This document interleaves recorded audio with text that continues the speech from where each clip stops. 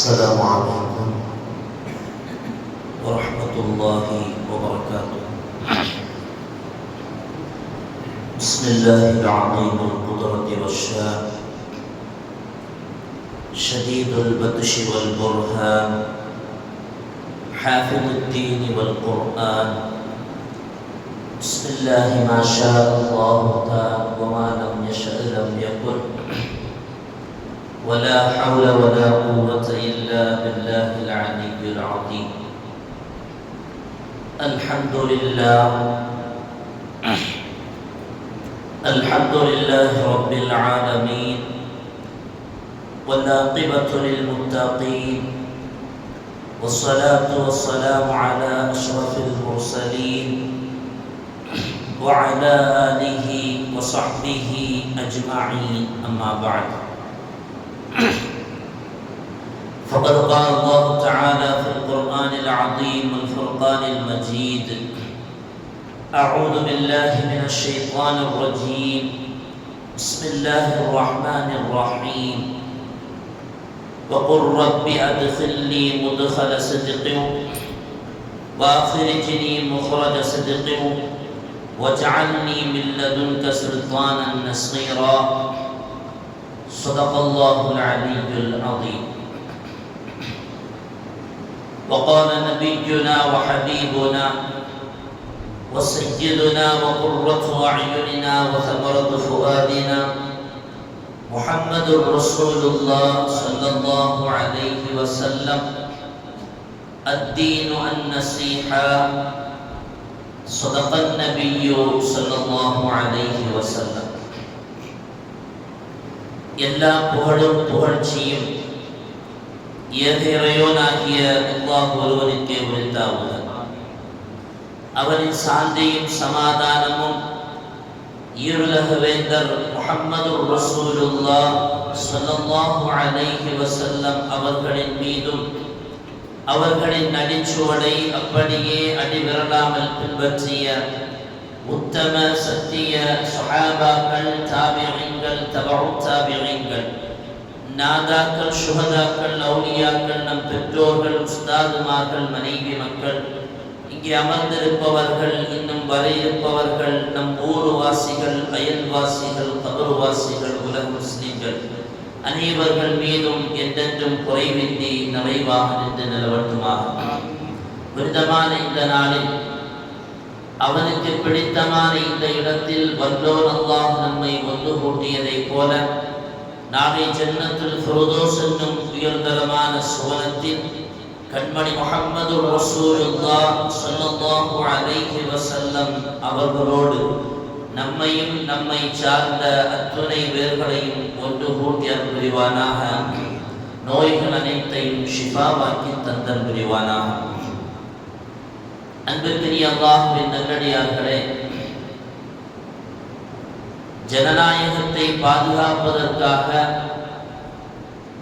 தமிழ்நாட்டின் 234 தொகுதிகளிலும் மக்கள் தங்கள் பிரதிநிதிகளை தேர்வு செய்யும் தமிழ்நாட்டின் சட்டமன்ற தேர்தல் வரும் 23/4/2025 வியாழக்கிழமை நடைபெற உள்ள நிலையில் நாம் யாருக்கு ஓட்டு செலுத்த வேண்டும்?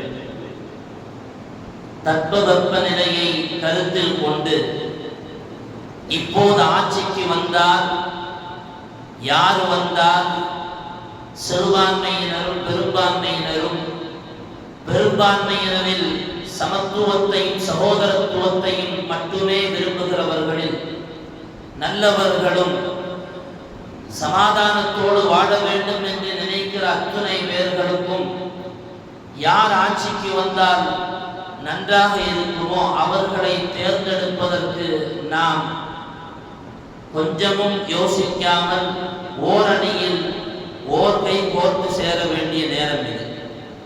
பொதுவாக நமது இந்திய தேசமும் சரி, நாம் வாழுகிற தமிழ்நாடு பகுதியும் சரி, பல மத கொள்கையை கொண்டிருக்கிற, அதிலும் குறிப்பாக இந்து, முஸ்லிம், கிறிஸ்து என மும்மத கொள்கையையும் கொண்டிருக்கக்கூடிய மக்கள் வாழுகிற பகுதி. இங்கே சமாதானத்தையும் சமத்துவத்தையும் கொண்டு ஆட்சி செய்பவர்கள் ஆட்சி அமைத்தால் மட்டும்தான் எல்லா தரப்பு மக்களையும் அரவணைத்து அவரவர் நம்பிக்கைகளுக்கு இடமளித்து சமத்துவமான ஆட்சியை தருபவர்கள் தான் இங்கே ஆட்சியில் அமர வேண்டும். அப்படிப்பட்டவர்களை தேர்ந்தெடுப்பது நம் மீது கடமையும் கூட. கொஞ்சம் மாற்றி யோசித்தால் ஒருவேளை பெரிய சங்கடத்திற்கு நாம் ஆளாக்கப்படுவோம். இஸ்லாம் ஆட்சி அதிகாரத்தை பற்றியும் நமக்கு போதித்திருக்கிறது. இஸ்லாம் வெறுமனே ஆன்மீகத்தை மாத்திரம் போதித்த மார்க்கம் அல்ல. அல்லாஹு அல்லாஹு என்று மூலையில் முடங்கி இருப்பதற்காக வேண்டி இஸ்லாம் சொல்லவில்லை. இஸ்லாம் அல்லாஹ் முதல் ஆட்சி வரை எல்லா விஷயத்தையும் இஸ்லாம் கற்றுத் தந்திருக்கிறது. பெருமானார் ஸல்லல்லாஹு அலைஹி வஸல்லம் அவர்கள் தங்களுடைய மக்கமா நகரத்து வாழ்க்கையில் பெரிய சங்கடத்திற்கு ஆளாக்கப்பட்டார்கள். நாயகம் ஸல்லல்லாஹு அலைஹி வஸல்லம் அவர்கள் வாழ்ந்த காலம் நாயகம் இஸ்லாத்தை சமூகத்திற்கு மத்தியில் எடுத்து துவங்கிய நேரம் அது, எடுத்து பேச துவங்கிய நேரம் அது. நாயகம் ஏராளமான இன்னல்களுக்கு ஆளாக்கப்பட்டார்கள். ஒரு கட்டத்தில் தான் பிறந்து வளர்ந்த அந்த சொந்த மண்ணிலிருந்தே அவர்கள் வெளியேற்றப்படுகிற ஒரு நிலை வந்தபோது எம்பெருமான் ஸல்லல்லாஹு அலைஹி வஸல்லம் அவர்கள் மதீனாவிற்கு இடம்பெயர்கிறார்கள். இடம்பெயர்ந்த நாயகம் அவர்கள் தன்னுடைய மக்கமா நகரத்தினுடைய வாழ்க்கையில் பெற்ற அனுபவத்தை கொண்டு அவர்கள் அல்லாஹ்விடத்தில் கேட்ட ஒரு துஆவை குர்ஆன் தன்னகத்தில் பதிவு செய்து பேசும். பெருமானார் அவர்கள் அல்லாஹ்விடத்தில் கேட்டார்கள், யா அல்லாஹ் ரப்பி அத்கில்னி முத்கல சித்கி, இதோ நான் பிறந்த இந்த மக்கமா நகரத்திலிருந்து என்னை நீ உண்மையோடு வெளியேற்றி, இங்கிருந்து நீ என்னை உண்மையோடு வெளியேற்றி வாஹ்ரிஜ்னி முஹ்ரஜ சித்கி, யா அல்லாஹ் என்னை நீ உண்மையோடு இன்னொரு இடத்தில் நுழைய செய் என்று பெருமானார் அவர்கள் துஆ கேட்பார்கள். அந்த துஆவை கேட்ட நாயகம் இறுதியாக முடிப்பார்கள், வஜஅல்னி மின் லதுன்க சுல்தானன் நஸீரா, ரஹ்மானே உன் புறத்திலிருந்து பக்கபலமான ஒரு அதிகாரத்தையும் எனக்கு நீ வழங்கு என்று நாயகம் அவர்கள் அதிகாரத்திற்காக துஆ செய்கிறார்கள். பெருமானார் அவர்கள் இந்த அதிகாரத்தை விரும்புபவர்கள் அல்ல. ஏன் இந்த அதிகாரத்தை கேட்டார்கள்? எதற்காக வேண்டி பெருமானார் அவர்கள் தன்னை படைத்த ரப்பிடத்தில் இப்படி ஒரு துஆவை கேட்பதற்கான காரணம் என்ன? மக்கமா நகரத்தில் வாழ்ந்த அந்த காலத்தில் ஸல்லல்லாஹு அலைஹி வஸல்லம் அவர்கள் அனுபவித்த அந்த அநியாயத்திற்கும் நாயகம் மேற்கொண்ட அந்த தொல்லைகளுக்குமான பதிலாய் பெருமானார் அவர்கள் அல்லாஹ்விடத்தில் இந்த துஆவை முன்வைக்கிறார்கள். நாயகம் கேட்டது போல் அவர்களுடைய துஆ கபூலாக்கப்பட்டது. ஸல்லல்லாஹு அலைஹி வஸல்லம் மதீனாவுக்குள்ளால் நுழைகிற பொழுதே நாயகம் அதிகாரத்தை கைப்பற்றியவர்களாகவே உள்ளே நுழைந்தார்.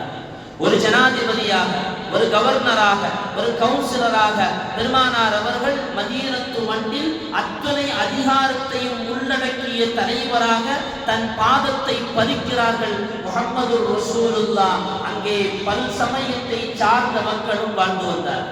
வெறும் முஸ்லிம்கள் மாத்திரம் அங்கே வாழவில்லை. அங்கே முஸ்லிம்களாக இருக்கக்கூடிய மதீனத்து அன்சாரிகளும் இருந்தார்கள். மக்கமா நகரத்திலிருந்து இடம்பெயர்ந்து முஸ்லிம்களாக அங்கே தங்குவதற்காக வேண்டி போன முஹாஜிர்களும் இருந்தார்கள். அங்கேயே வாழ்ந்து வந்த யூதர்களும் இருந்தார்கள். அத்துணை பேருக்குமாய் பெருமானார் ஸல்லல்லாஹு அலைஹி வஸல்லம் அவர்கள் ஒரு ஜனாதிபதியாய், ஒரு கவர்னராய், ஒரு கவுன்சிலராய், ஒட்டுமொத்த சமூகத்தின் தலைவராய் பெருமானார் அவர்கள் முன்னிறுத்தப்படும் போது ஸல்லல்லாஹு அலைஹி வஸல்லம் அவர்கள் ஆட்சியை நிறுவிய விதமே வேறு விதமாக இருந்தது. அத்துணை பேர்களையும் அரவணைத்தார்கள். எல்லோர்களுக்கும் சமமாய் பெருமானார் அவர்கள் பங்களிப்பு வழங்கினார்கள். நாயகம் ஒட்டுமொத்த சமூகத்தையும் அழைத்து சொன்னார்கள், உங்களுடைய அத்துணைக்குமாய் நான் பொறுப்பேற்றுக் கொள்கிறேன். உங்களுடைய பொருளுக்கும், உங்களுடைய உடைமைக்கும், உங்களுடைய உரிமைக்கும், அத்துணைக்கும் நான் பொறுப்பேற்றுக் கொள்கிறேன். என்னாலோ, என் சமூகத்தாலோ, என் சகாக்களாலோ எந்தவித தொல்லைகளும் தொந்தரவுகளும் உங்களுக்கு இருக்காது. ஒரு படி மேலே போய் சொல்வதாக இருந்தால், என் சமூகத்தை சார்ந்த என்னை பின்பற்றுகிறவனிலிருந்து கூட உங்களுக்கு அநியாயம் நிகழுமே ஆனால் அதற்கும் அவர் தண்டிக்கப்படுவார். அதற்கான நியாயம் உங்களுக்கு தேடித்தரப்படும் என்று முஹம்மது ரசூலுல்லாஹி ஸல்லல்லாஹு அலைஹி வஸல்லம் அவர்கள் மதீனாவுக்குள்ளால் காலை நுழைக்கிறார்கள். அருமையானவர்களே, இந்த சமத்துவமான ஆட்சி தான் இங்கேயும் தேவை.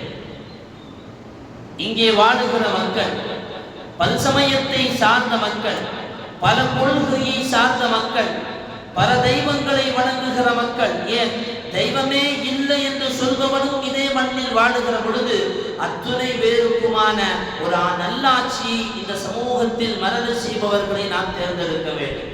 பெருமானார் ஸல்லல்லாஹு அலைஹி வஸல்லம் அவர்கள் ஆட்சி செய்த காலம் பெருமானார் அவர்களுடைய ஆட்சி இஸ்லாமிய ஆட்சி. அந்த ஆட்சிக்கு கீழால் இஸ்லாமியன் அல்லாதவனும் வாழ்ந்திருந்தான். அவனுக்குமாக பெருமானார் அவர்கள் நல்ல ஆட்சியை கொடுத்ததினால்தான் ஸல்லல்லாஹு அலைஹி வஸல்லம் அவர்கள் மீது எத்தனையோ பழிச்சுமைகள் வைத்தாலும் கூட பெருமானார் அவர்கள் அல்லமீன் என்று சமூகத்தில் அறிமுகப்படுத்தப்பட்டார்கள். ஸல்லல்லாஹு அலைஹி வஸல்லம் அவர்கள் மட்டுமல்ல, பெருமானார் அவர்களை பின்துயர்ந்து வாழ்ந்த இந்த உலகத்தில் வந்த அத்துணை இஸ்லாமிய ஆட்சியாளர்களுமே அப்படித்தான் தங்களை அறிமுகப்படுத்தினார்கள்.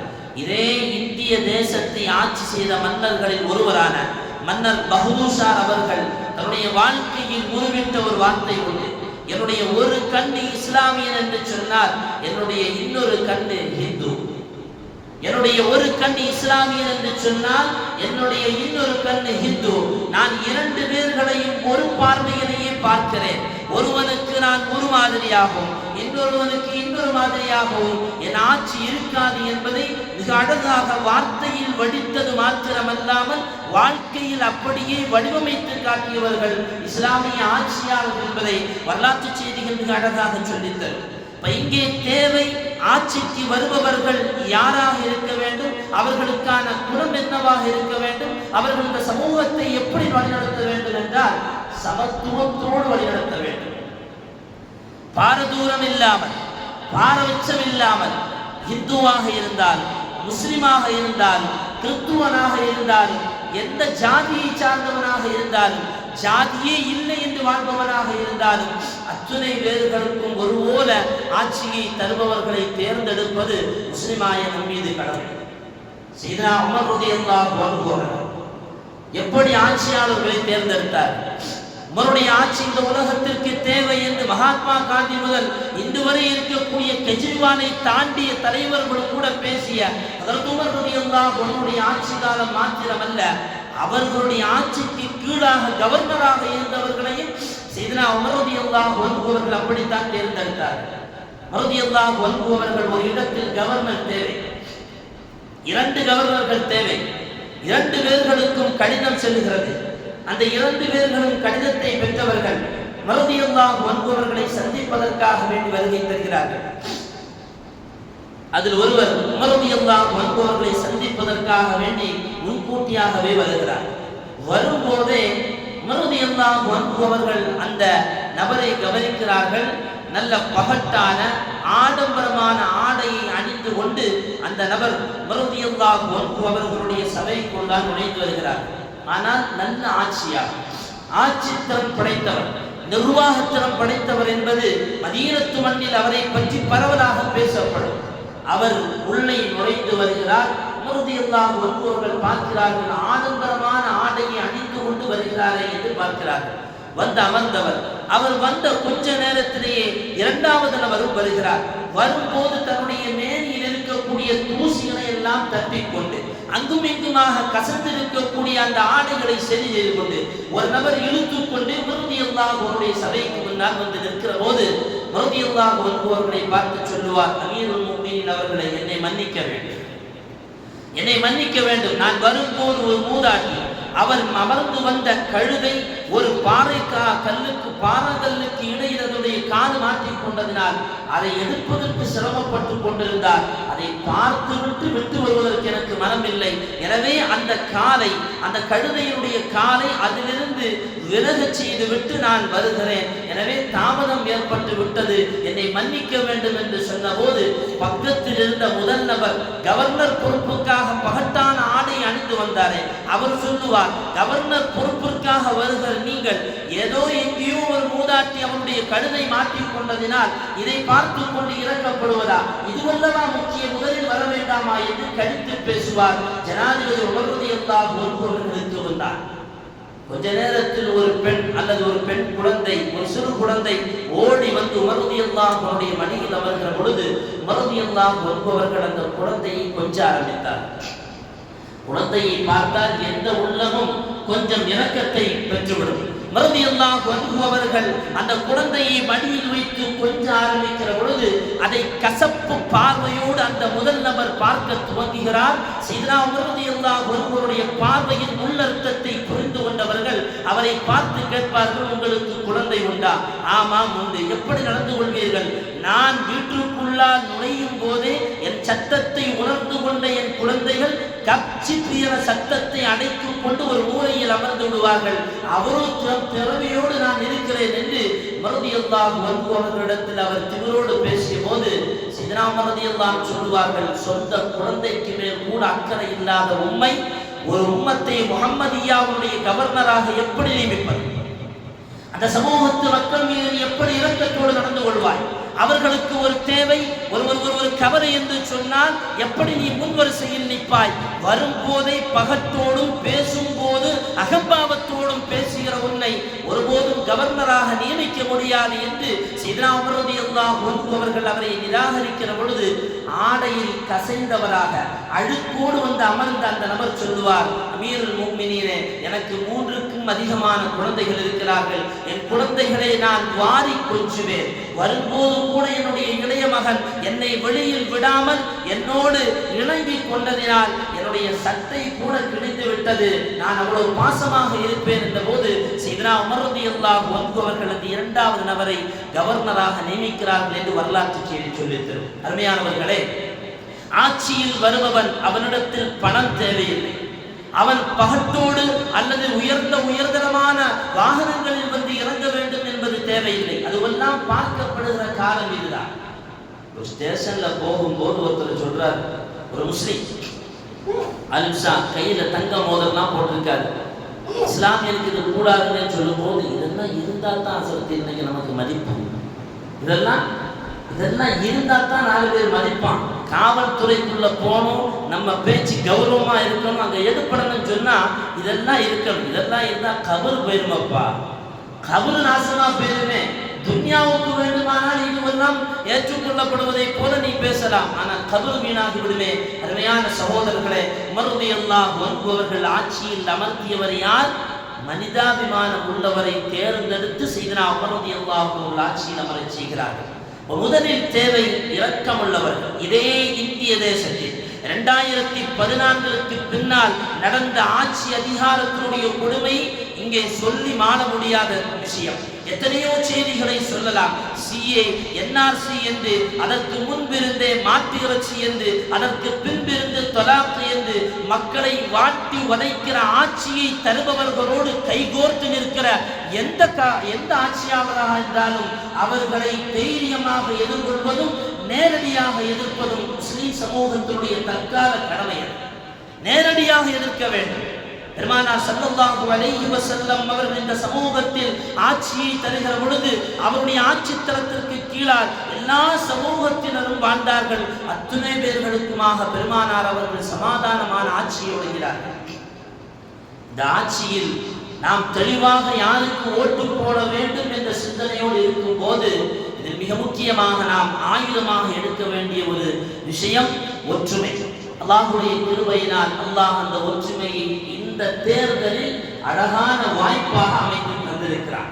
பிரிந்து கிடந்த இஸ்லாமிய கட்சிகள் எல்லாம் ஒன்றிணைத்து சமூகத்தினுடைய போக்கை கருத்தில் கொண்டு இந்த நேரத்தில் இப்படித்தான் செயல்பட வேண்டும் என்பதை உள்ளார்ந்த முறையில் புரிந்து கொண்ட இஸ்லாமிய கட்சிகள் ஒன்று சேர்ந்திருக்கிறது. என்ன காரணம் தெரியுமா?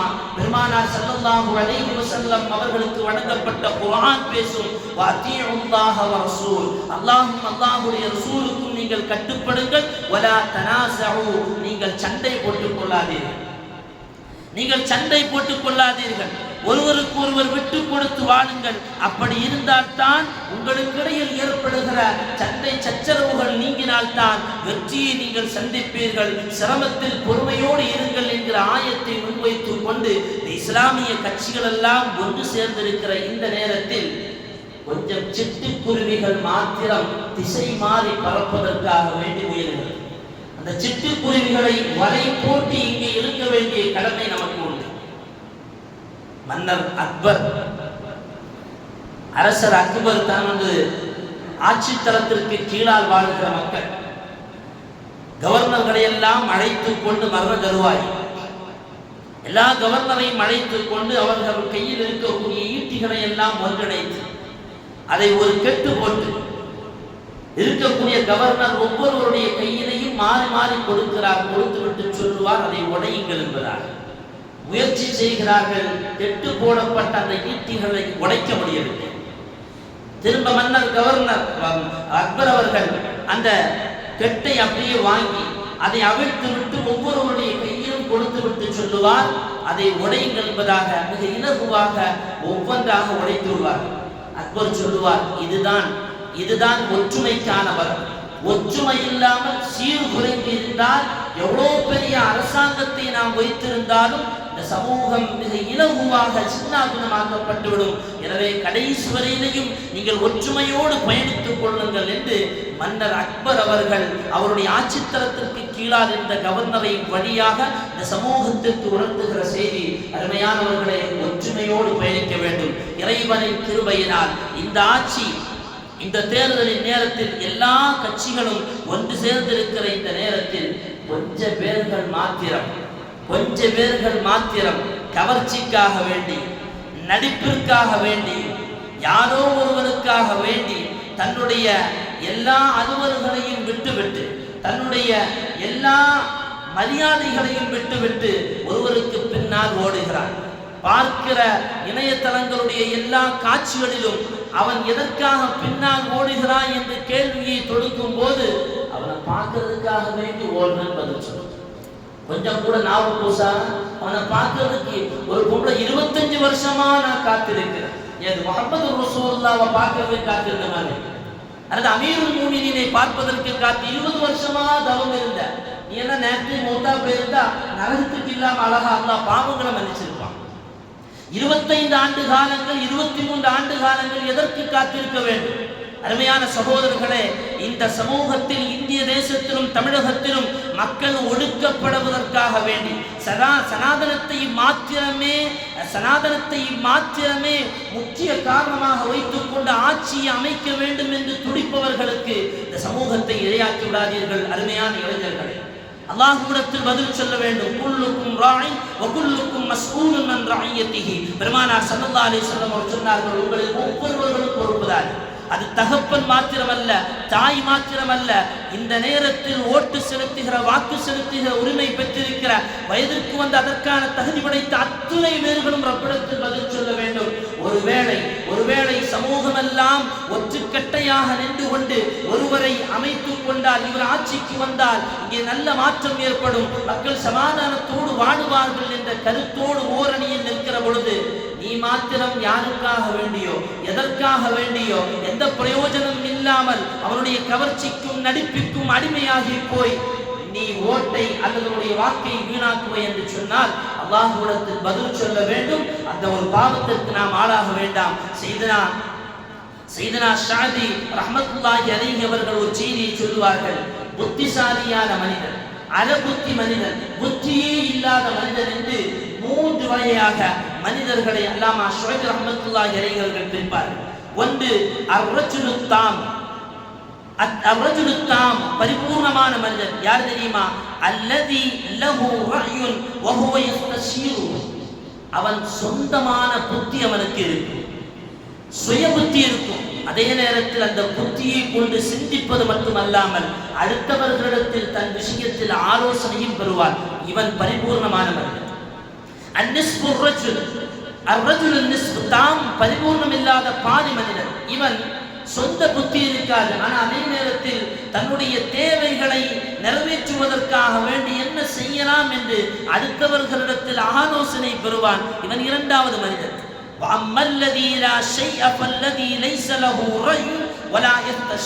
மூன்றாவது மனிதன் சொல் புத்தியும் இல்லை, சுயபுத்தியும் இல்லை, தன்னுடைய சிந்தனையை கொண்டு சிந்திப்பதும் இல்லை, அடுத்தவனுக்கு அடிமையாகியே வாழ்வான். இவன் மூன்றாவது மனிதன். இன்றைக்கு தமிழகத்தில் இருக்கக்கூடிய ஒரு கூட்டம் இந்த மூன்றாவது கூட்டத்தில் இடம்பெற்று பயந்து கொண்டு அவர்கள் பயணித்துக் கொண்டிருக்கிறார்கள். அல்லாஹ் பாதுகாக்க வேண்டும். சொல்புத்தியோடு சுயபுத்தியோடு யாருக்கு ஓட்டு செலுத்தினால் நாம் மாத்திரமல்ல, நம்முடைய குடும்பமும் நம்முடைய சமூகமும் நம்மோடு வாழக்கூடிய பிரபலத்தை சார்ந்த சகோதர மக்களும் நிம்மதியாக வாழ முடியுமோ அவர்களுக்கு ஓட்டு செலுத்துவதற்கு நாம் முன்வர வேண்டும். மிக தெளிவாக சொல்வதாக இருந்தார், முஸ்லிம்கள் எல்லாம் ஓரணியில் நின்று இஸ்லாமிய மக்கள் பெருவாரியாக சமாதான ஆட்சி இங்கே நிலவ வேண்டும் என்று நினைக்கிற ஒரு ஆட்சியை இங்கே அமைக்க வேண்டுமானால் மிக தெளிவாக சொல்வதாக இருந்தால் இந்தியா கூட்டணிக்கு இந்த நேரத்தில் இந்த காலத்தில் ஓட்டை செலுத்துவதற்கு நமக்கு கடமை. மிக தெளிவாக சொல்றார். உலமாக்களும் உமராக்களும் முஸ்லிம் சமுதாயமும் ஓரணியில் நின்று கொண்டு அடையாளம் காட்டுகிற ஒரு கூட்டத்தை, கூட்டணி ஆட்சியை நாம் அருமையான சகோதரர்களை இந்த நேரத்தில் வாக்கு செலுத்தி அவர்களை தேர்வு செய்வதற்கு நம்முடைய வாக்குகளை பயன்படுத்த வேண்டும். எல்லாம் அல்லாஹ் சுப்ஹானஹு வ தஆலா சமாதானமான சமத்துவமான ஆட்சியை இங்கே யார் கொடுக்கிறார்களோ அவர்கள் ஆட்சியில் வருவதற்கு எல்லாம் அல்லாஹ் தௌஃபீக் செய்தல் புரிவானாக. மக்களை அடக்க வேண்டும், ஆள வேண்டும், ஒடுக்க வேண்டும். அவர்களை பழைய மாதிரி சட்டையில்லாத மனிதர்களாக, கை கட்டி நிற்கிற மனிதர்களாக, அடிமைகளாக ஆக்க வேண்டும் என்று நினைக்கிற ஆட்சியாளர்களுடைய ஆட்சியிலிருந்தும் அல்லாஹ் நம்மை பாதுகாத்தல் புரிவானாக. வஆஹிரு தஅவானா الحمد لله رب العالمين. السلام عليكم ورحمة الله وبركاته.